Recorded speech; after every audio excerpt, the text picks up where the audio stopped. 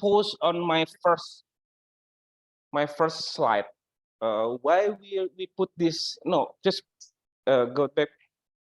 Oh no, the previous slide, the first slide, the title one. Yeah.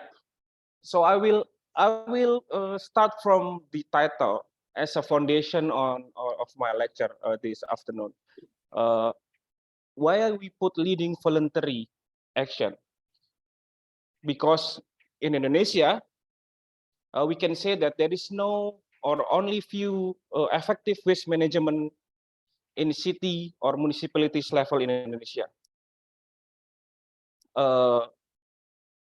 Mostly our waste, household waste especially, only collect and then send to landfill, dump to the landfill. So very linear process without few or very minimum effort on recycle. That's why we CCEP as one of the multinational company in Indonesia, along with others company, we put our effort on voluntary action. So we, without any pressure from the government, without any pressure from the regulatory side, we are taking our action to contribute on waste management in Indonesia. Not only plastic, because we Coca-Cola using plastic, but also other general household waste. The second pillar on this title, circular economy. Circular economy is pretty much a new term in Indonesia. If I ask the student in ITS, I'm pretty sure that there is just only few or among us who really understand what the circular economy is. Because in Indonesia, we consider waste has no value. We consider waste as something that we should throw away far aside from our house. If possible, we can throw freely. We don't have to pay. We throw to river and we throw to some kind of backyard, because we consider that as a garbage, has no value on it. That's why waste management in Indonesia still become a very low priority. It reflects from the government agenda and also budget. If we go deep dive on the government strategy on waste management, pretty sure we can find in Indonesia the budget for waste management is really low compared to others. So it shows that the focus of waste management is not become the priority of the government, especially local government. That's why we need a fundamental shifting of paradigm to treat and transform, also extract waste value. Because with technology, with current technology, we can extract the value of waste, not only plastic, not only glass, not only iron, but also organic waste. We can transform into compost, maggot with black soldier fly, etc. And then we can extract the economic value of waste. The shifting of paradigm and also behavior is important regarding with circular economy. The third pillar is Indonesia. Why this is important? Because I believe every approach, especially related with shifting behavior and habit, must consider local context. I will try to compare between, for example, Europe and Indonesia. I got the opportunity on last year on November to visit 4 countries in Europe to learn about waste management. We visit Denmark, and then Netherlands and Germany, and also Brussels to learn about how European countries. Maybe Professor Jam later on can add on this topic, how they treat their waste. Mostly in European countries, they have incinerator, so they segregate their waste, and then they extract the unorganic waste who still have high value, and then the rest will go to incinerator to be burned and transformed into energy. Waste segregation habit is already exists, so we don't have to spend more time to educate one by one person how to throw the waste on the proper trash bin, how to segregate waste on the household level.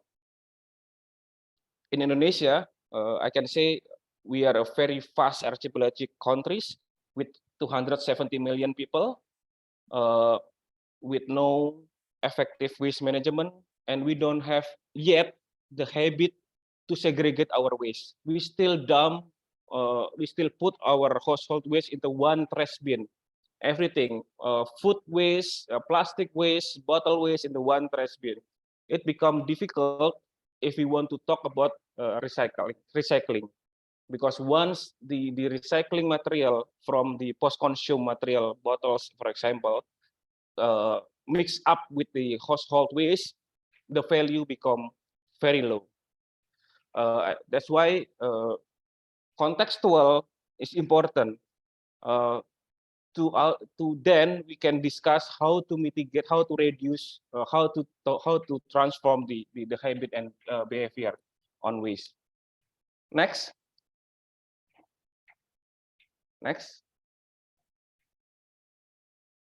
Following my previous statement, this is the condition of waste composition in Indonesia. The household waste is the biggest part of waste in Indonesia. And then commercial trade, and then market. Market means like wet market, traditional market, and also the rest is office and public facilities. If we go deeper on the waste composition, we can see that organic waste is the biggest part of waste composition in Indonesia, which currently, just like I mentioned previously, we don't try to extract the value of organic waste. Usually we just dump in the one trash bin and then collect by the local community or the local government and then throw to landfill, and that's become another problem. Next.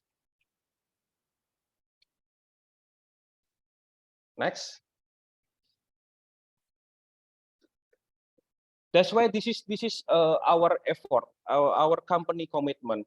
I will discuss on the details later, but I want to show you guys what the CCEP commitment toward our industrial waste, especially plastic bottle, because mainly 97% of Coca-Cola product in Indonesia consists of PET bottles, and the rest is still using glass.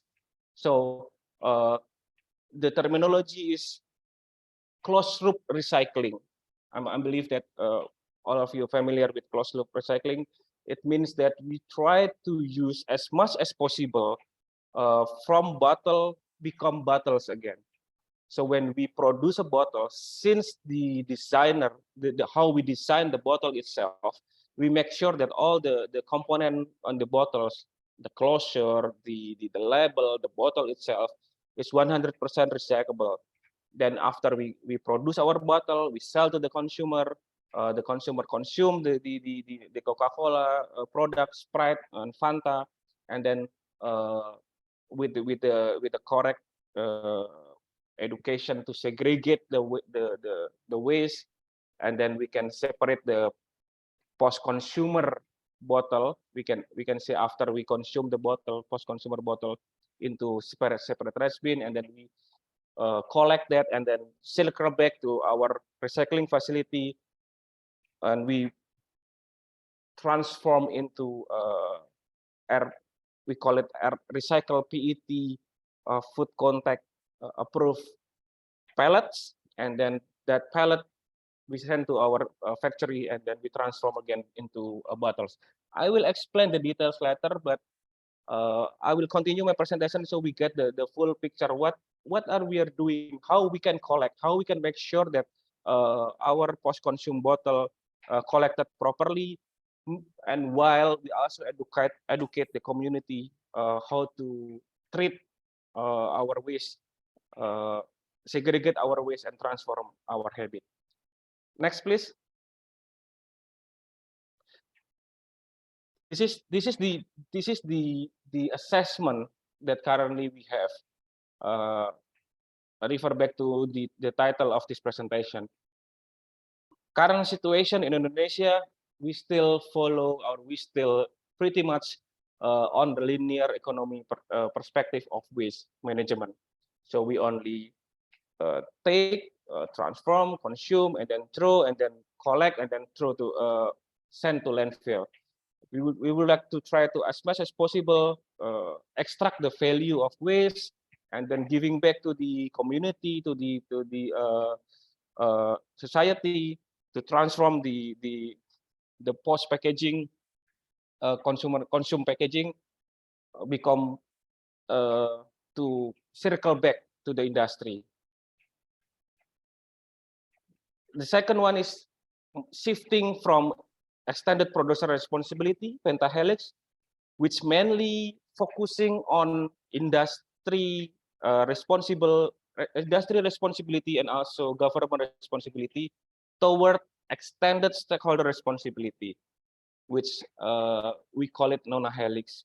So on pentahelix, the major responsible actor is industry and also government. On extended stakeholder responsibility, all of us, none of those pillars have the same responsibility and also call to action. Therefore, the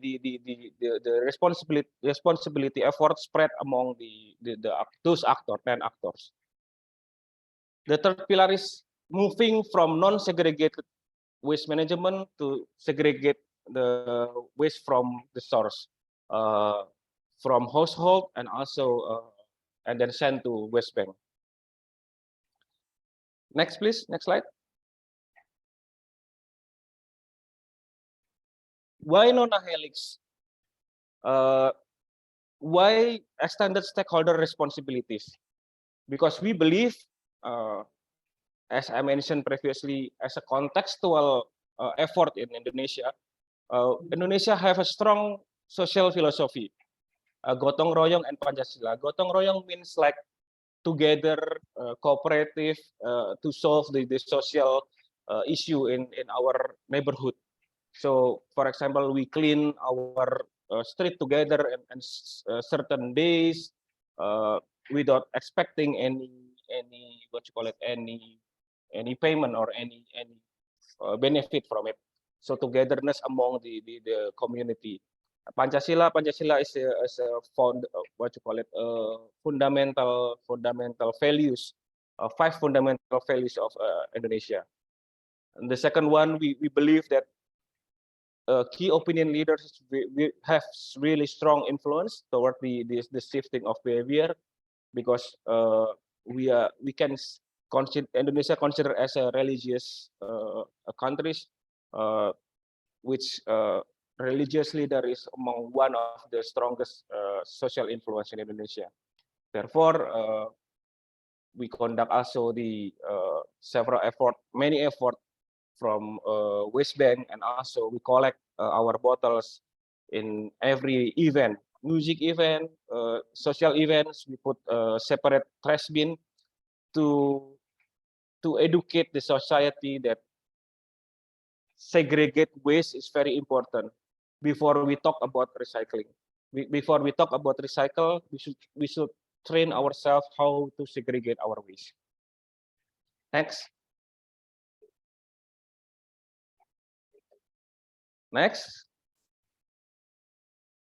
What is nonahelix? This is nonahelix.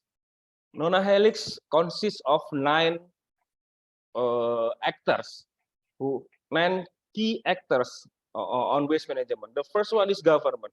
Of course, policy is important. How the government could provide a strong policy, strong reward and punishment policy, to be able to put the equal playing field among all actors, not only industry but also for society. Reward and punishment in form of formal policy is really important, and also public education. The government roles is very important on public education. through formal education. Start from the we encourage government start from kindergarten, start from elementary school. Our children are educated how to segregate our waste and how to extract a simple way of organic waste to transform become compost, for example. The second key actor is key opinion leader. Of course, as like I mentioned before, a religious leader, social leader is very important to give influence to the public on waste management and shifting the behavior. Public and then private sector, yes, private sector, because yes, we are using raw material, we are producing waste, yes, and we that's why we are contribute on waste management, and we are uh, uh, set up a project on how we can collect back our packaging, post-consumer packaging. And then NGO, academia like yourself, uh, we need your support on innovation, research development, policy recommendation, and also public education. For example, I think for the current state, the technology of organic waste extraction is not really that advanced in Indonesia. Is still quite difficult to build compost, for example, or how we can transform food waste into maggot, and how we can extract the value of maggot, for example. I think this could also become the contribution part from the academia. Financial institution, all the waste management effort is a cost center. Therefore, we also need to extract the value of economic of waste as much as possible with the support from the financial institution, for example, from bank. How we can embed this green economy perspective into financial institution. So waste management in a community base could become also one of the subject of credit from a bank. Community, of course, uh, have the really important roles, and also the last key actor is media. How media can also on board on this behavior change project and spread the public awareness and support with campaign. Next, before that, so this is the current pilot project that we have. We have several current pilot project. I will show one of it. We have a non-helix approach pilot project in Lampung, Metro City in Lampung, for the exact place. So we are collaborate with the mayor of Lampung, City Lampung, with the full support of the local government.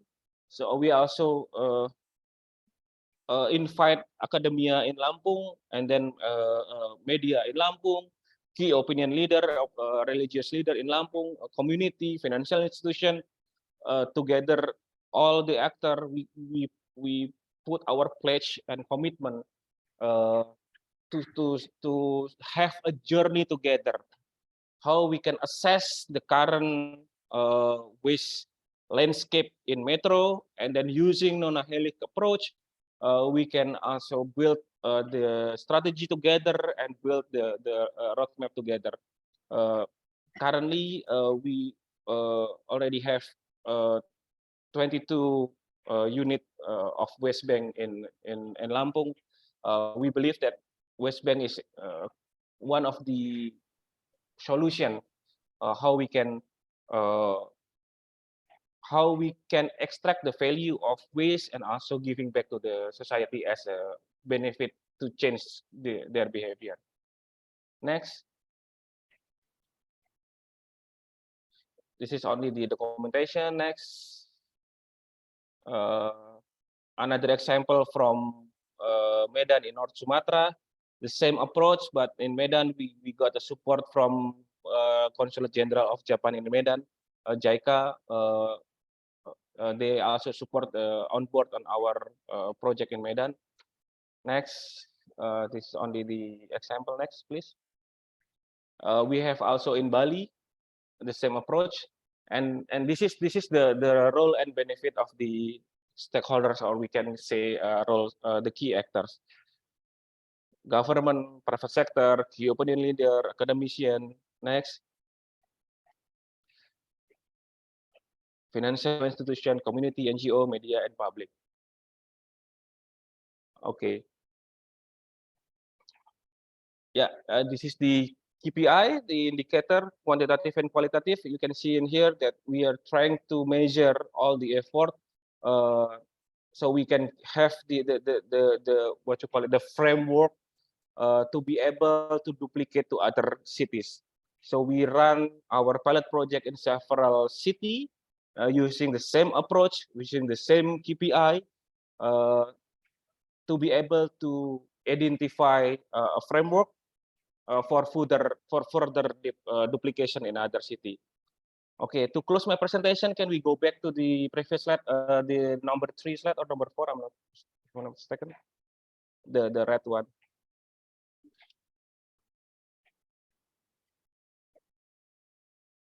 Yeah, this one. No, yeah.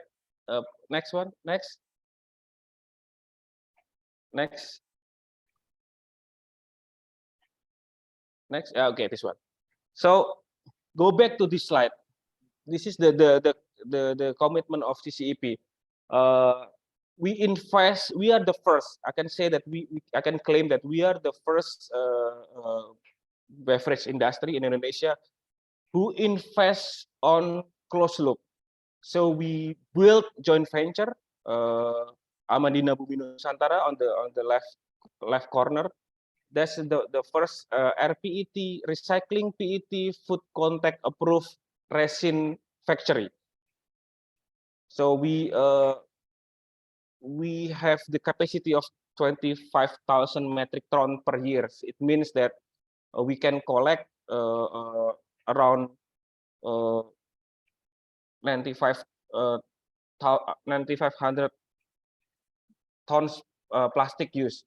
It equivalent with around 35% of our bottles.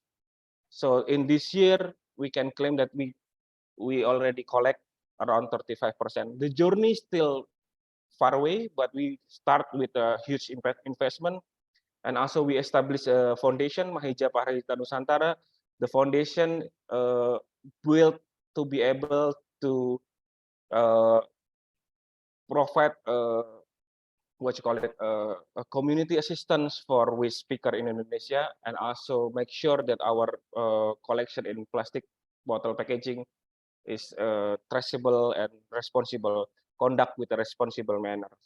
So therefore, to complete the closed loop, I can say, since from the design, production, sent to the consumer, and then we collect back through Mahija Paharita Nusantara, through waste picker, and then we collaborate with collection partner. Collection partner is what you call it, waste aggregator, in a way of waste aggregator, and then we collaborate with a collection center, bigger waste aggregator, to be able to make sure that all the value, all the traceability of our product and all the collection of our post-consumer bottle is comply with the human right audit, and then send to the Amandina Bumi Nusantara to transform all the consumed bottles into recycled PET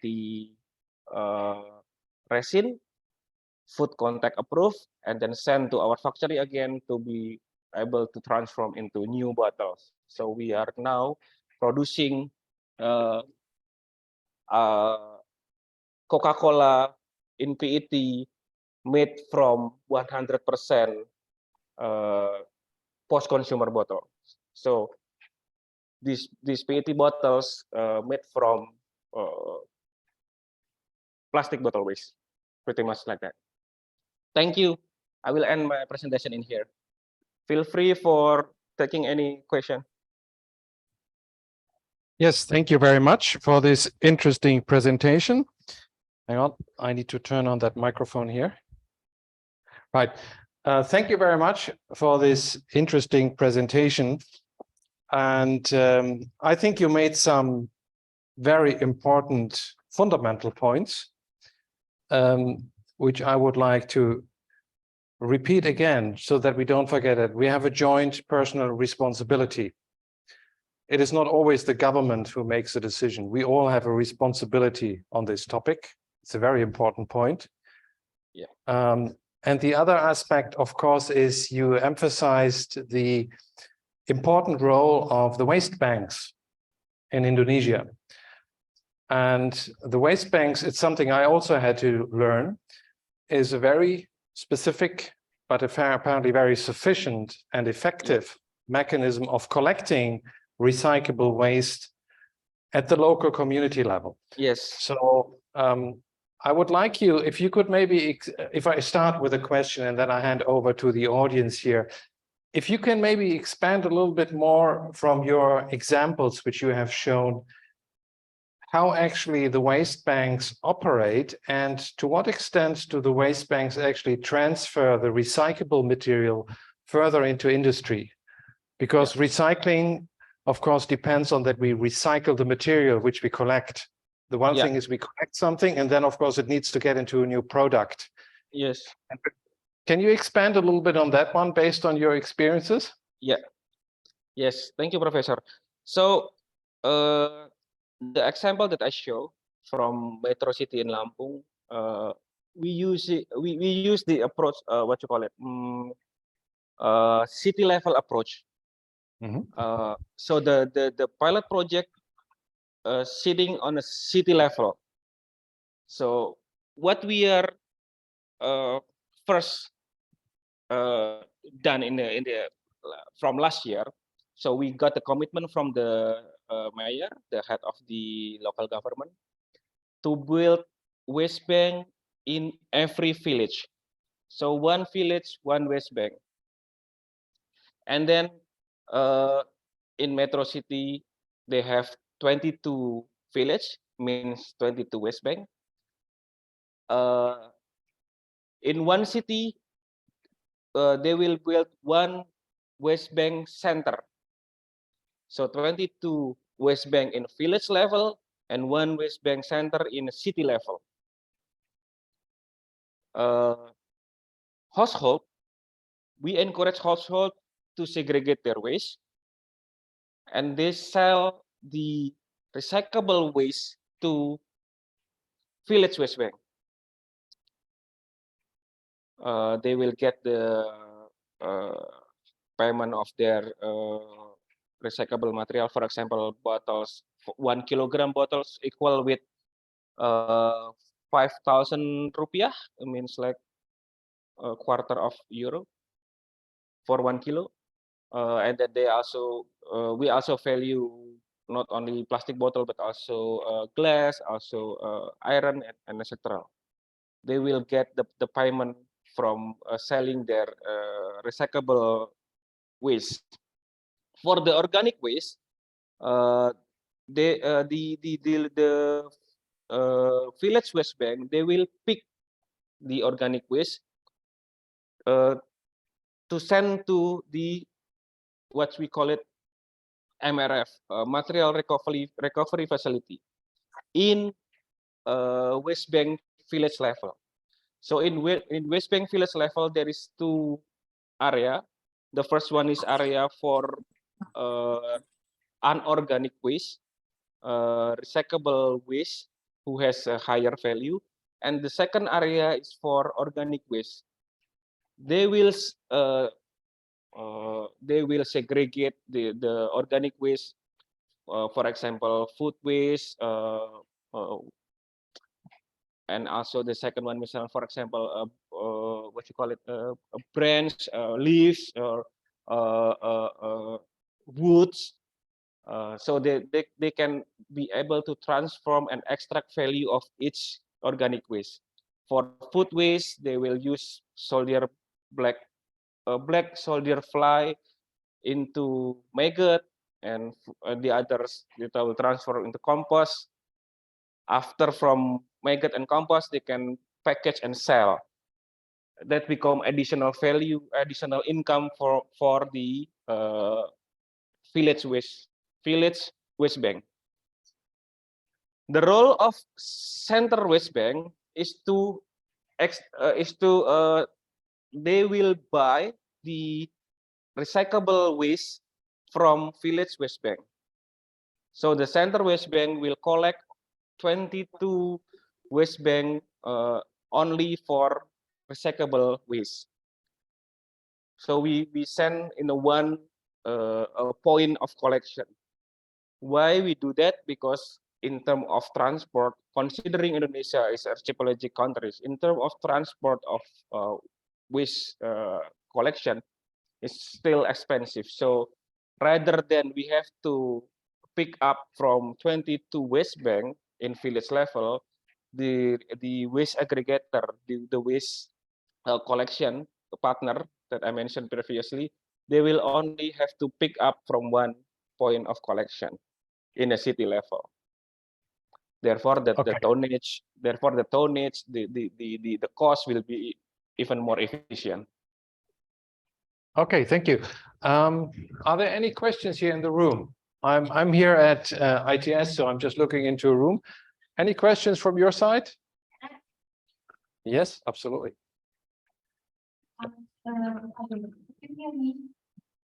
No, maybe this one. Maybe, I think you need this one. Sorry. Pak Dhedy, could you hear me? Yes. Yeah.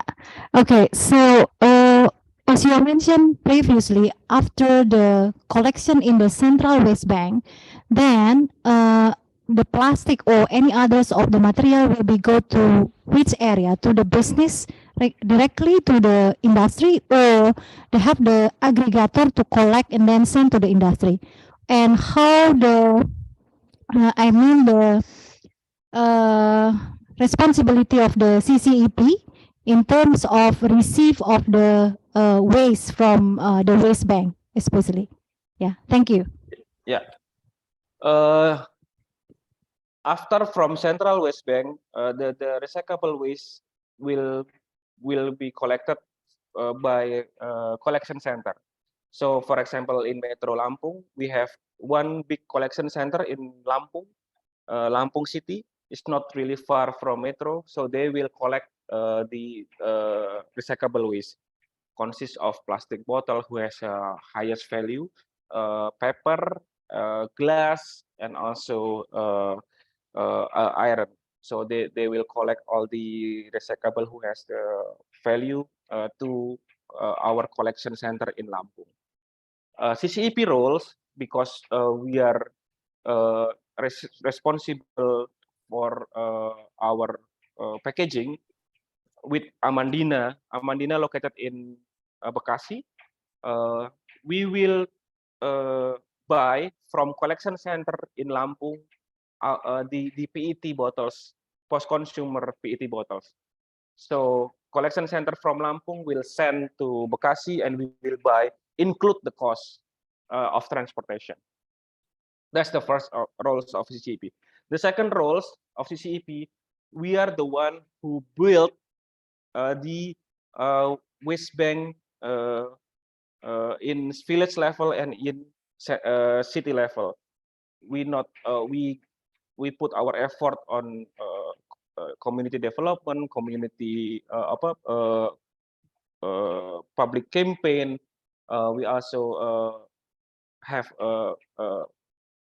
day-to-day assistance. We also provide day-to-day assistance on the waste bank. We also provide some infrastructure, for example, segregate trash bin, or currently we provide them with what you call it, motor sampah, waste motorcycle collection with a small, like a small truck, but it's motorcycle. So we provide them also with the infrastructure. Great, thank you. Do we have anything in the chat box? Just any question? Duke is having, yeah, I can't see that. Duke, you have a question, please come in. Yeah, this is Priscilla.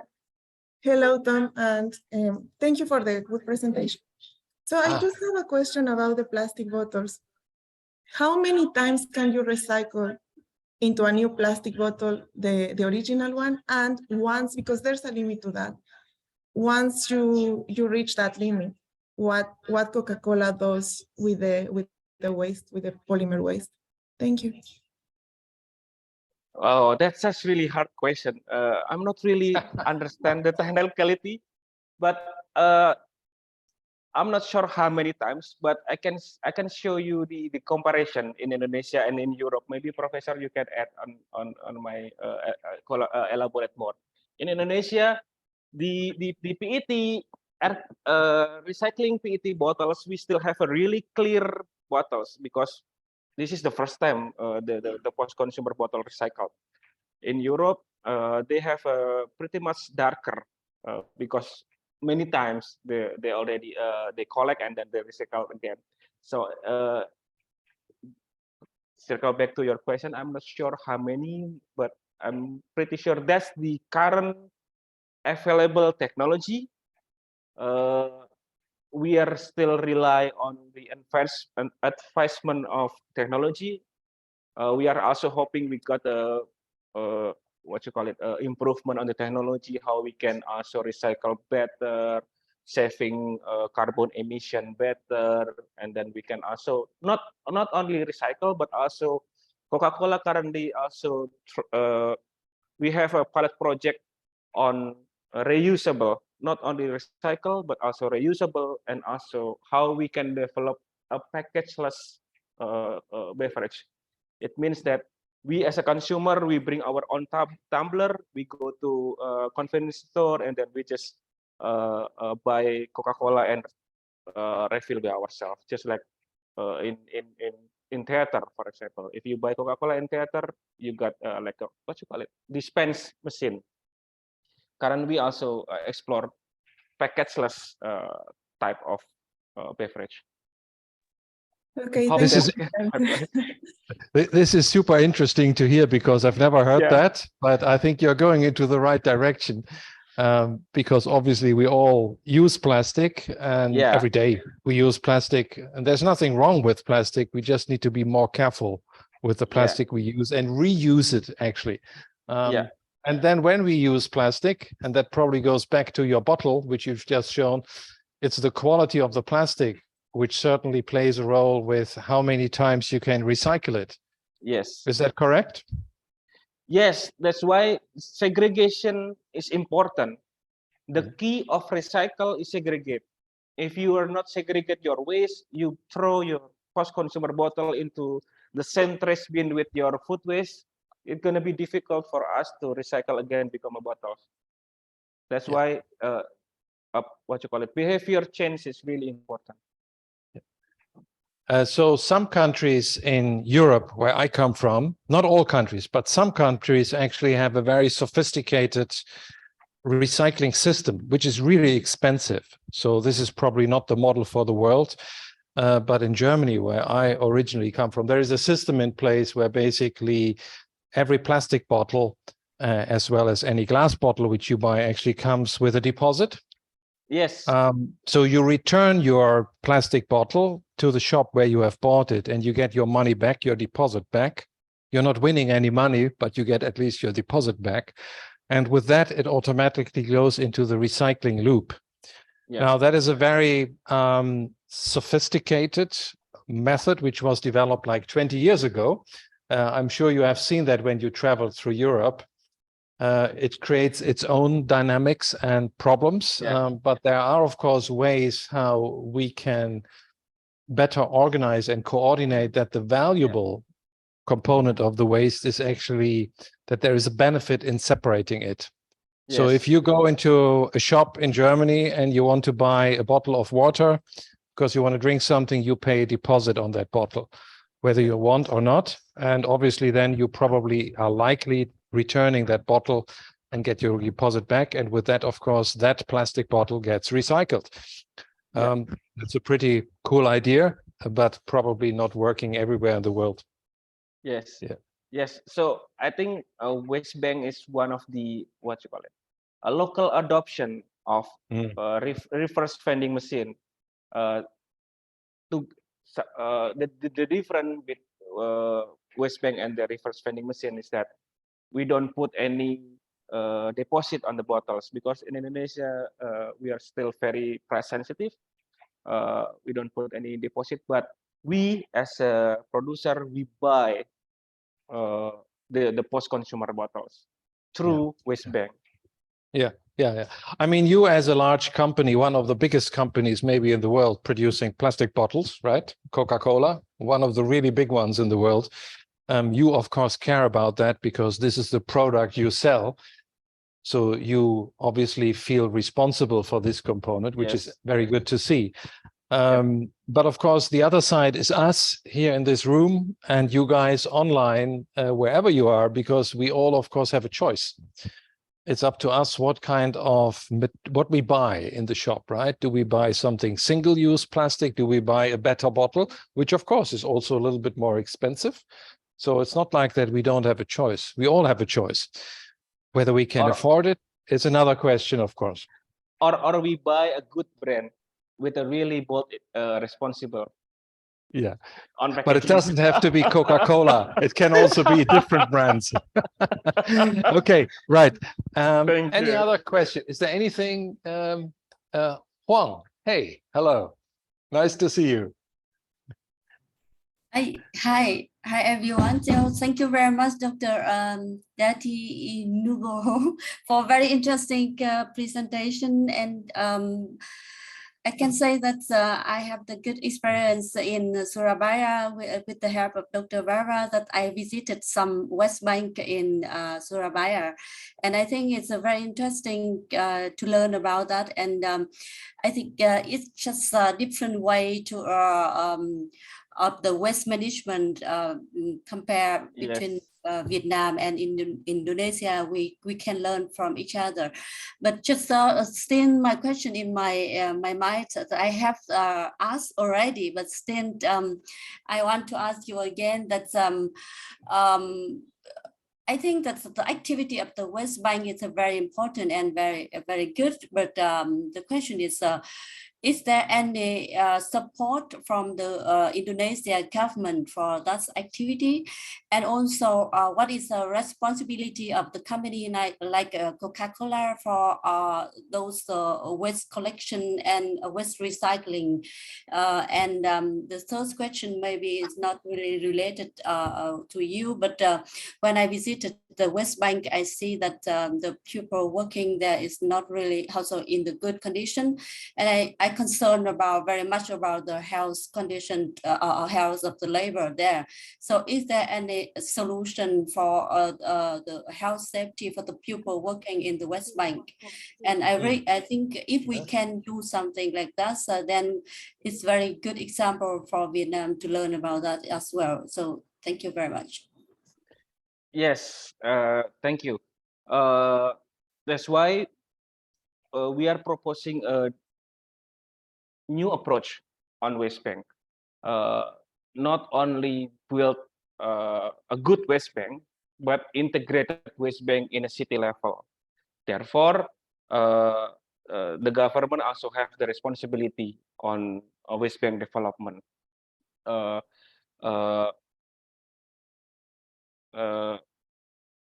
Because the key of a waste bank to be run well is the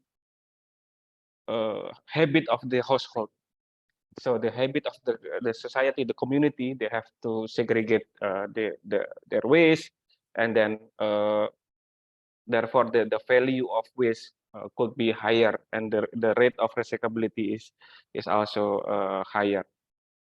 And then to answer your question on the what you call it, the quality of life from the waste bank worker, we in CCEP, our approach, we build a foundation. If you remember on my presentation, we have Mahija Foundation. Mahija Foundation, main responsibility are first to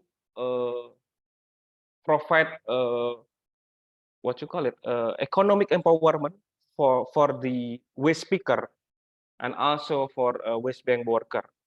The second, they also provide health care, not only health check, but also in COVID situation, we provide vaccine. We also provide medicine and vitamins. The third one, we make sure that in audit, third-party audit, we make sure that there is no child labor, there is no human right violence on the area of waste bank and also area of collection center, our area of collection center. Therefore, we can make sure that everyone who work in a waste bank and also collection center are safe, they are they are healthy, and then there is no child labor. That's our approach in city level in Metro Lampung. That's why we are currently still working on the pilot project. Maybe 1 or 1.5 years from now, we can see the result. If the hypothesis is working, we can duplicate to other cities, including Surabaya and other cities. Because the current practice, waste bank is still like just like solitary or independent community effort, not connected each other and not in the one roof of city approach. And this is maybe where there is value added if we would be joining activities. Yes. And that's exactly what this lectureship here is about. It's bringing people together and think about where could we actually join initiatives, because in Indonesia, it seems to me, a lot of what we talk about is really pioneering work at the local level. Yes, pioneering work, yes. It's not yet governmental controlled. It's not yet in everybody's scalable mind. So if we can demonstrate by working together in a few cities in Indonesia, and maybe also, of course, in Vietnam and in other countries, we may kickstart a positive process, which of course we all would like to. And that includes, of course, the working conditions for everybody working on the whole waste management side. Let me ask a question here in the room. Have you guys here, who of you actually has been in a waste bank? Hands up. Who has seen the waste bank here in Surabaya? No one? None of you? All right, so here we go. So that is just not representative what we are doing here, but it's interesting. No, because of course, this is your future here we talk about. So it would be maybe a really good idea to organize something so that you actually have an idea how the waste is managed here in the city where you live. And because if you don't know what it looks like, you will never have an opinion about that. And maybe you also feel like, oh, I would like to do something about it. So it's interesting that it's not like a common knowledge, but that's, by the way, true everywhere. I can promise if I would ask the same question in the UK where I'm living, or probably in Germany, no student would ever have seen any kind of a recycling center or anything like that. But it's, of course, part of our life. So we probably need to raise a little bit more awareness and help that this becomes much more of a public understanding and knowledge, including the people who are involved in this business, which is fundamentally important. Yeah, very good. Any other question here? I'm just looking. Do we have any hand up? Thanks, Huang. No hand. In the chat, anything? Nothing? No one. Okay, anyone here in the room? This is your opportunity. What did you ever want to ask Coca-Cola? It's your once in the life opportunity to ask a question to Coca-Cola. Don't ask for the recipe, they will not give it to you.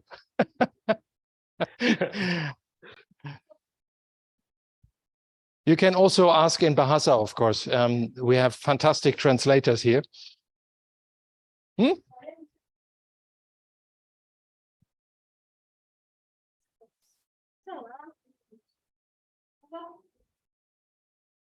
Where? You? You have a question? No? No, I'm asking. Okay, then I have to come with the microphone here.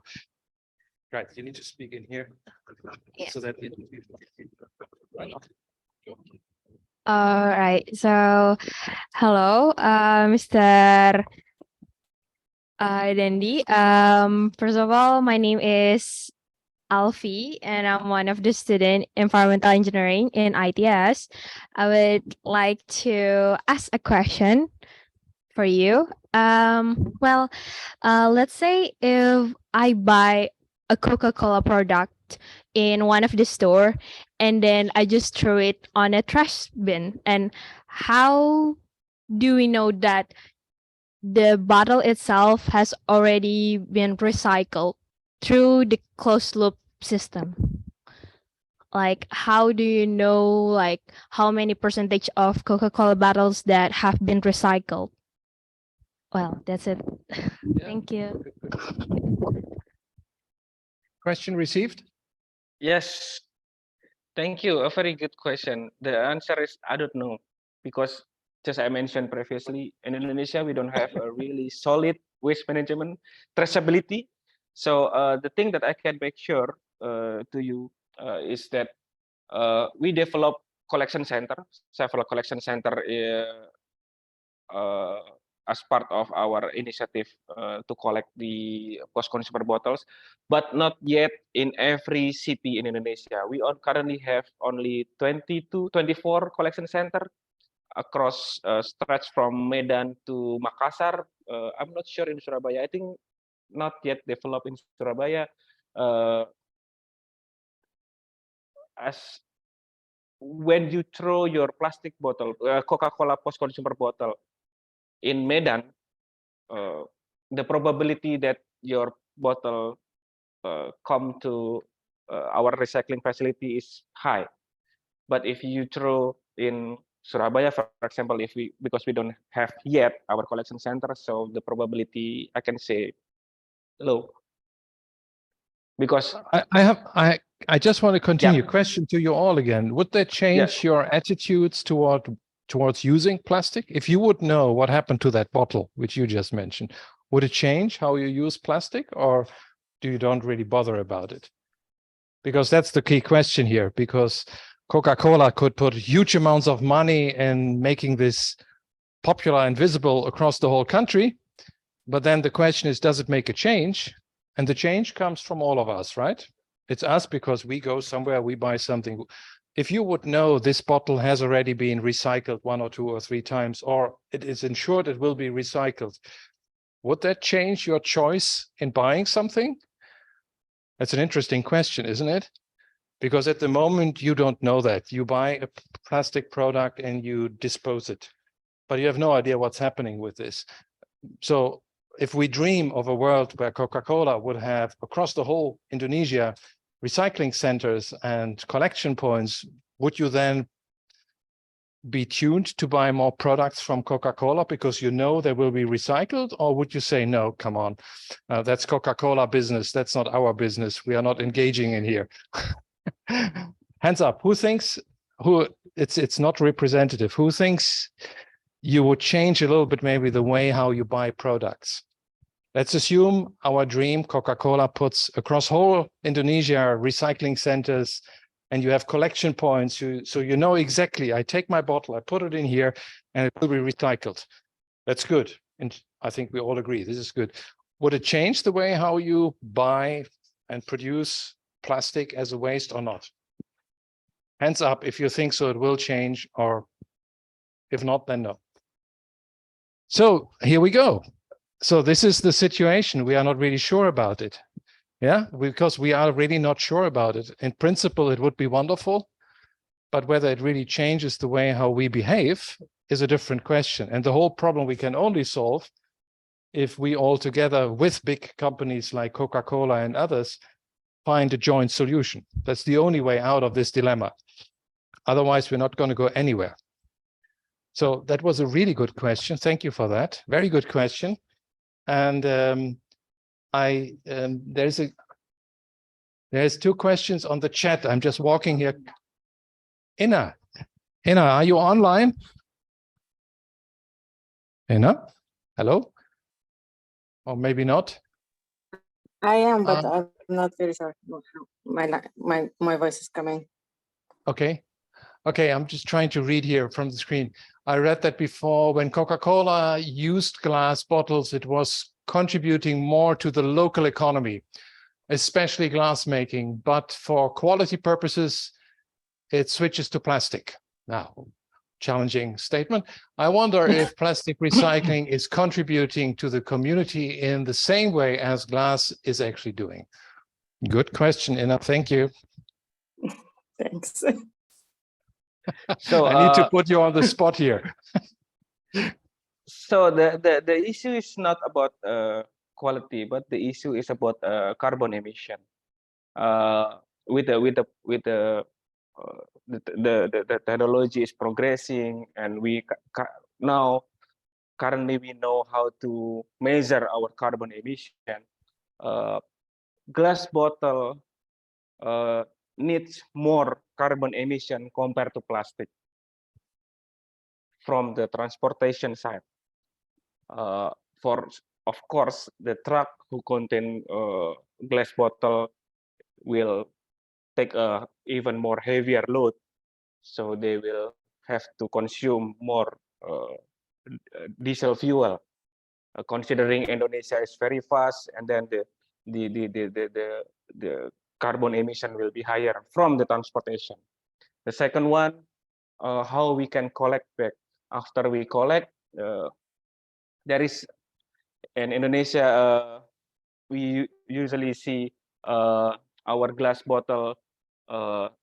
We put everything on our glass bottle. For example, if we smoke and then we put our cigarette butt inside, or we put something, we put oil on inside. So the cost to clean up the bottles is even higher, and in terms of environmental friendly.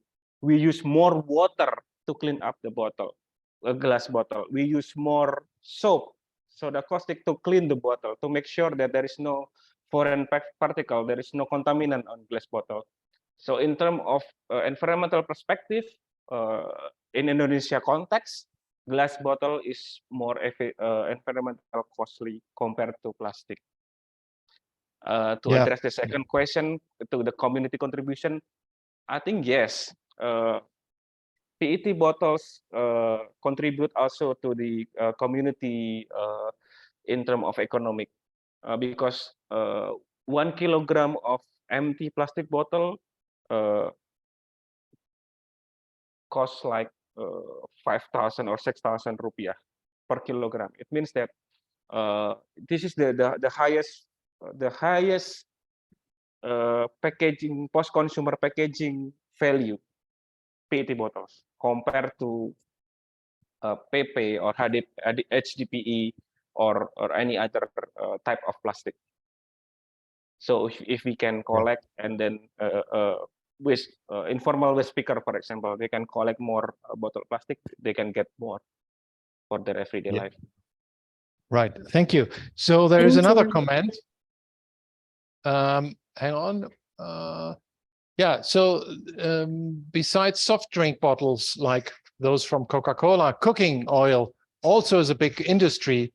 And of course, it is a really big industry, cooking oil, globally, very big one, actually, that uses a lot of plastic bottles. Absolutely clear.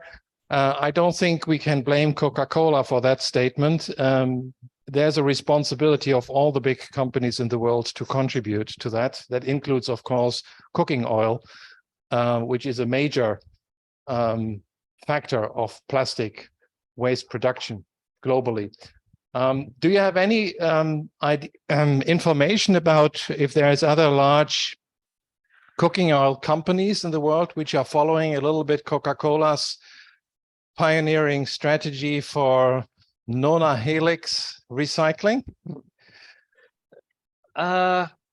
In terms of PET PET packaging other than beverage, I'm not sure. Even in Europe, I'm not sure whether there is the reverse vending machine also accept cooking oil PET bottles, for example. I think the scheme only for beverage PET bottles. But to address the second question on EPR, extended production responsibility legislation or pressure in policy, the issue in Indonesia is not whether we're going to apply EPR or no. but the issue is the roadmap of waste management. For until now, we don't see, or I can believe that the government is not there yet to provide the clear roadmap of waste management. After we have the clear roadmap of waste management, yes, then we can talk who will contribute, who will responsible, whether only industry, whether also the consumer, whether also the retailers, who will responsible. What about the contextual business of international logistics? For example, we buy a small amount of plastic, a small amount of product from Alibaba in China, and then they will send to Indonesia with a bubble wrap and then cupboard and then big packaging.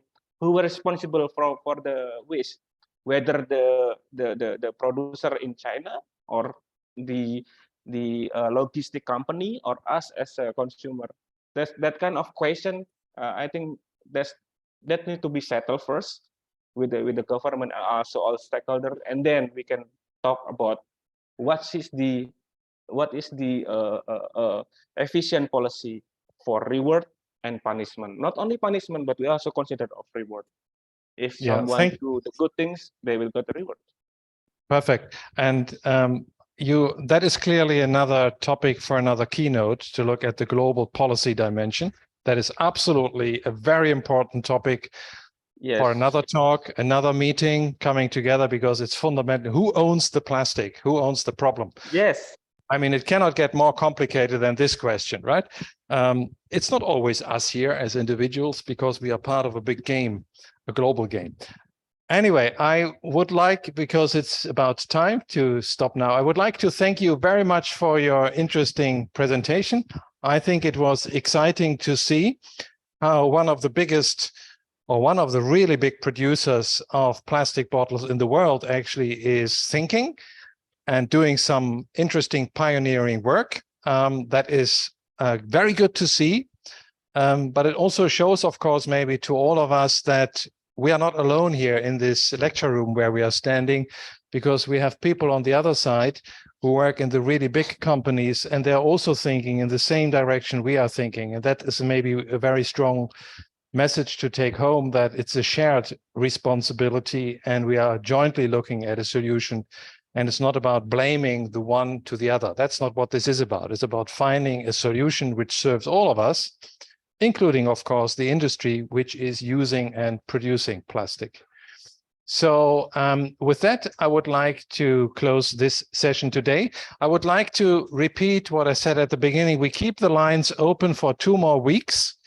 So any question, suggestion, whatever you have, which you would like to know with regards to today's keynote lecture, please drop us an email or contact us in any way. We will make sure that we get back to you. We will, of course, refer that within our research teams, but we will, of course, also engage then, in this case, with the keynote speaker to make sure that we have a solid and good answer. So take it as an opportunity to engage in this discussion. It's all about discussion at the moment where we are at. And I would like to thank you once again for your very interesting presentation. I found it delightful. I will definitely want to have another word with you separately. Thank you. Which is related to what we actually do here in Surabaya. Yeah. And that would be really interesting. And if we could maybe just flip back to this intro slide, because I would like to take the opportunity to introduce what comes next, because there's another 2 lectures which are already scheduled. So take a note in your diaries. 31st of May, not too far away, right? It's always from 9 to 10:30 in the morning, which is 3 to 4:30 here in Indonesia, and the same is in Vietnam. And the next 2 lectures actually come from 2 of my colleagues in the UK. So we switch gears. We look at something completely different. The first one is from Karen Johnson. She's a professor at Durham University, And she's really a deep thinker. So she really works on these topics of more circular economy, new ways of organizing our world. And she will give a presentation which is called Nature-Based Systems Drive the Circular Economy. Very topical thing, nature-based solutions drive circular economy. So that combines these big things which we are trying to get together. Karen is a super nice person and she's a really good speaker. So I would like to welcome you all to register for this event here and join in. Obviously, hopefully you guys here in the room or online, wherever you are. And that is then followed by another lecture on the 21st of June. And that comes actually from a UK governmental organization, DEFRA.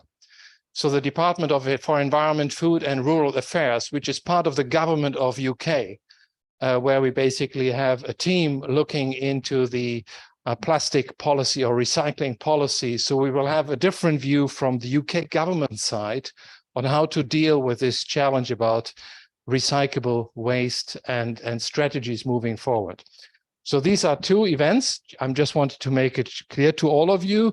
If you are interested in the topic, just register. It's free of charge. You can just join in. All of you online, of course, as well. And we will certainly aim to find new interesting keynote speakers to keep our project really interesting and alive. Right. So with that, because we are already over time, once again, I have to. Professor, yeah, Professor, yeah. can I have like a two closing statement? You can, absolutely. Thank you. The first one, you guys, academia, not only lecturer but also university student, you have the expertise to help us to how to overcome the waste management issue in Indonesia. So we are really looking forward to collaborate further. I drop my email there and then just send me an email. The second one, we have a pilot project near Surabaya in Pasuruan. We have our factory, one of the biggest factory in Indonesia in Pasuruan, not far from Surabaya.